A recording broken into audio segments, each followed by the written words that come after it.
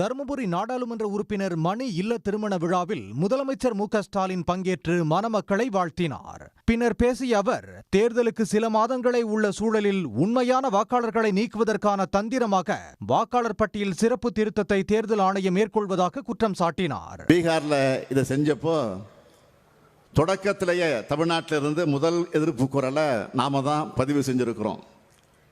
பீகார் மாதிரியே தமிழ்நாட்டில் இருக்கக்கூடிய மற்றும் சில மாநிலங்களையும் செய்ய நினைக்கிறாங்க.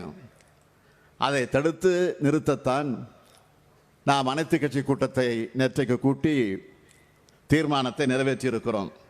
வாக்காளர் பட்டியல் சிறப்பு திருத்தத்திற்கு எதிரான அனைத்து கட்சி கூட்டத்தில் பங்கேற்காத எடப்பாடி பழனிசாமி தேர்தல் ஆணையத்தின் நடவடிக்கைக்கு எதிர்ப்பு தெரிவித்து இரட்டை வேடம் போடுகிறார் என்றும் முதலமைச்சர் மு.க.ஸ்டாலின் விமர்சித்தார். பாஜக எப்படிப்பட்ட சதி செயல் செய்தாலும் தமிழ்நாட்டில் எதுவும் செய்ய முடியாது என்றும் அந்த ஆத்திரத்தில் தான் தமிழர்கள் குறித்து பீகாரில் வெறுப்பு பேச்சை மோடி பேசியிருப்பதாகவும் முதலமைச்சர் சாடினார். எதிர்க்கட்சி தலைவராக இருக்கக்கூடிய திரு பழனிசாமி அவர்கள் இதில் கூட இரட்டை வேடத்தை காட்டியிருக்கிறார்.